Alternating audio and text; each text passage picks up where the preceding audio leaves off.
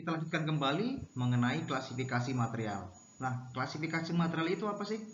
Klasifikasi material ini merupakan proses ataupun pengelompokan dari beberapa bahan atau material yang didasarkan dari sifat-sifat atau karakteristik khususnya. Nah, sebenarnya ada beberapa cara untuk mengklasifikasikan dari material ini. Namun pada kesempatan kali ini kita akan membahas mengenai material dari logam, kemudian ada keramik, kemudian ada polimer, ada komposit. Nah, sebelum itu saya ingin menyampaikan bahwa kalau kita klasifikasi material ini cakupannya sangat luas, ya.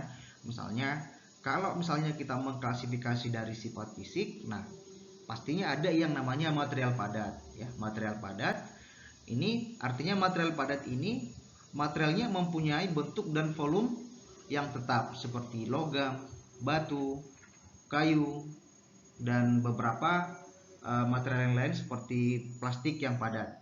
Nah, pada material padat ini seperti yang sampaikan sebelumnya bahwa ada material logam yang kita bahas pada pertemuan berikutnya. Kemudian ada material cair, ya. Material cair ini artinya material yang mengisi wadah dan membentuk sebuah wadah, ya. Membentuk sebuah wadah atau bentuk dari material, misalnya air, minyak, air raksa. Nah, kemudian juga material yang berikutnya adalah material gas.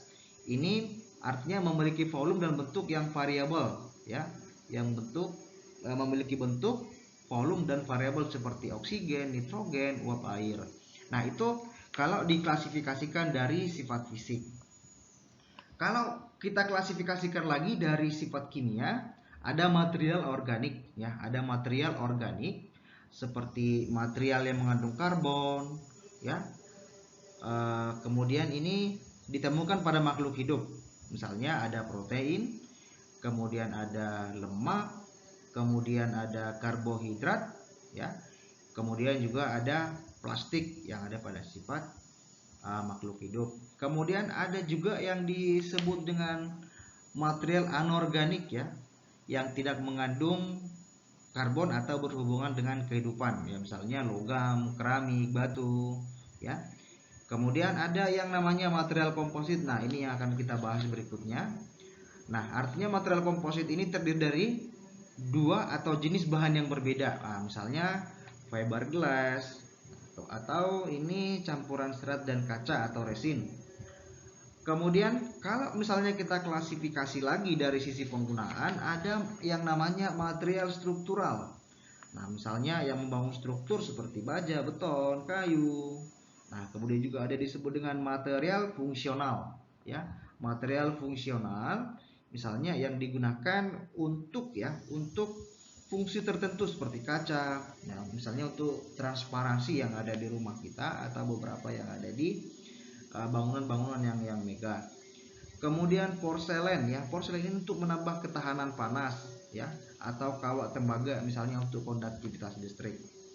Kemudian dari sisi penggunaannya juga ada yang namanya biomedis, ya. Misalnya pada bidang kedokteran, implan logam, kemudian juga ada polimer yang biokompatibel dan kerangka bioaktif, ya. Ini sangat banyak sekali ditemukan pada masa-masa sekarang ini. Apalagi kalau misalnya ada manusia atau seseorang yang lumpuh, ini dapat menggunakan implan logam yang ditanamkan pada kakinya.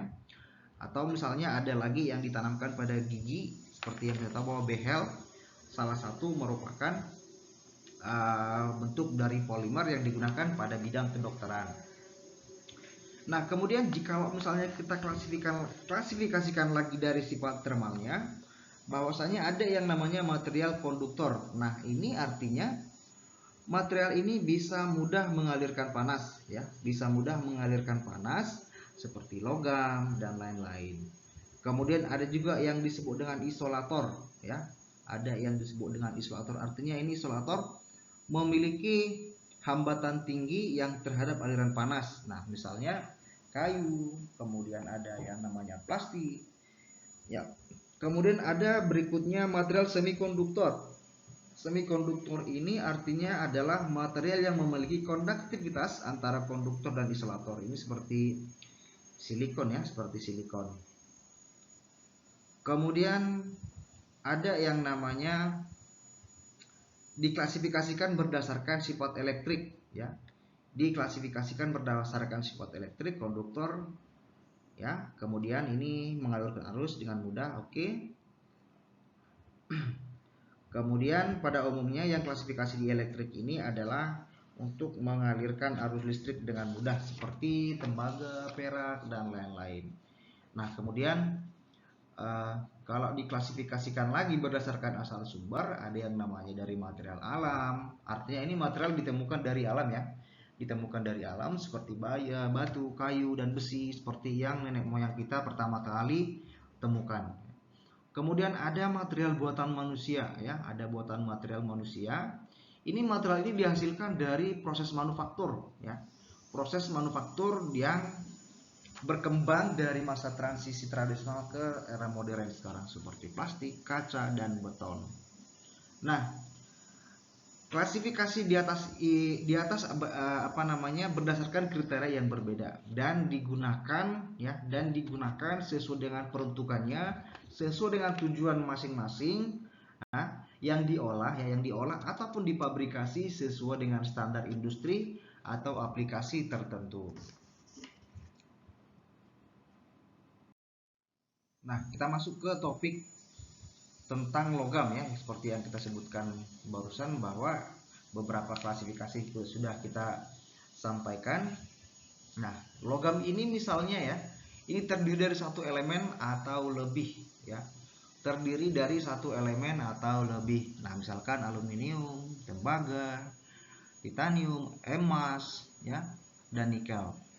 Kemudian ada juga disebut dengan elemen non logam ya, elemen non logam seperti karbon, nitrogen, dan oksigen, namun dalam jumlah yang relatif kecil. Nah, ini akan dibuktikan dari diagram fasa yang akan kita bahas berikutnya. Misalnya sendok garpu, kemudian pisau, gunting, koin, cincin, baut mur, roda transmisi ya, itu merupakan contoh dari logam.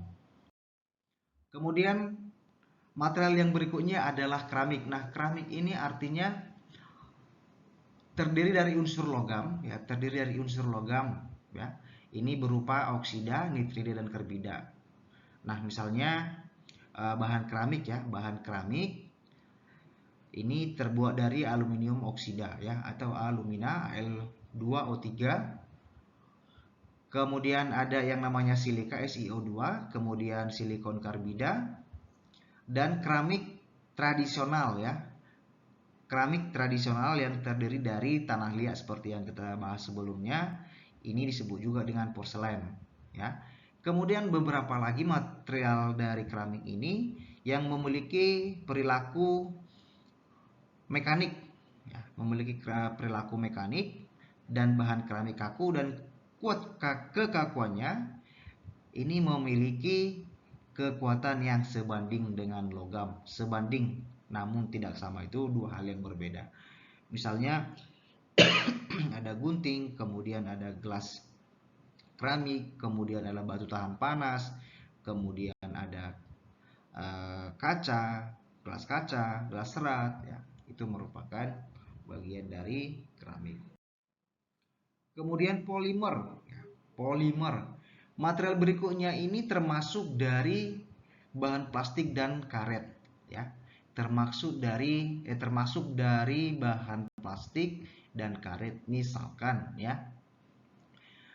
misalkan seperti yang kita lihat pada gambar ini, misalnya ada bola biliar, ada sendok plastik, ada dadu, ada jerigen ya, ada helm ada helm pengendara roda 2 ya. Ini biasanya terbuat dari karbon, hidrogen, dan non logam lainnya ya. Karbon, hidrogen, dan paduan non logam lainnya. Nah, yang ini sangat berkembang bahwasanya namun polimer ini memiliki kepadatan yang rendah ya.